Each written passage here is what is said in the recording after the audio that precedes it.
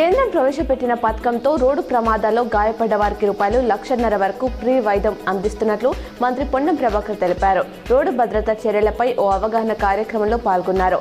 ఇటీవల జరుగుతున్న రోడ్డు ప్రమాదాలు మృతుల సంఖ్య అధికంగా ఉండడంపై ఆయన ఆందోళన వ్యక్తం చేశారు. జూబ్లీస్లో ఉప ఎన్నికల్లో బీజేపీ తప్పకుండా గెలిచి కింగ్ గా నిలుస్తుందని నిజామాబాద్ ఎంపీ ధర్మపురి అరవింద్ అన్నారు. ఈ విషయంలో కేంద్ర మంత్రి కిషన్ రెడ్డి చెప్పిన దాంతో తాను పూర్తిగా ఏకీభవిస్తున్నానన్నారు. ఈ మేరకు ఆయన సామాజిక మాధ్యమం ఎక్స్లో స్పందించారు. జూబ్లీస్ నియోజకవర్గం BRS contestant MLA Maganti Sunitha తరఫున బాల్కొండ ఎమ్మెల్యే మాజీ మంత్రి వేముల ప్రశాంత్ రెడ్డి ఆదేశాల మేరకు బాల్కొండ నియోజకవర్గ నాయకులు, వేల్పూర్ మండల నాయకులు బీఆర్ఎస్ తరఫున విస్తృతంగా ప్రచారం చేశారు. ఇందలవై నుండి దర్పల్లి వెళ్లే రోడ్డు పూర్తిగా కొట్టుకుపోవడంతో బీజేపీ జిల్లా అధ్యక్షుడు దినేష్ కుమార్ మరమ్మతులు చేయించారు.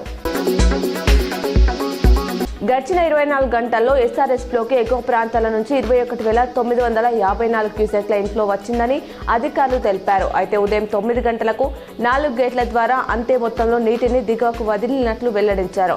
ఇక ప్రాజెక్టు పూర్తిస్థాయి నీటి మట్టం 80.51 టీఎంసీలకు గాను తాజాగా పూర్తిస్థాయిలో నీరు నిల్వ ఉందని అధికారులు తెలిపారు.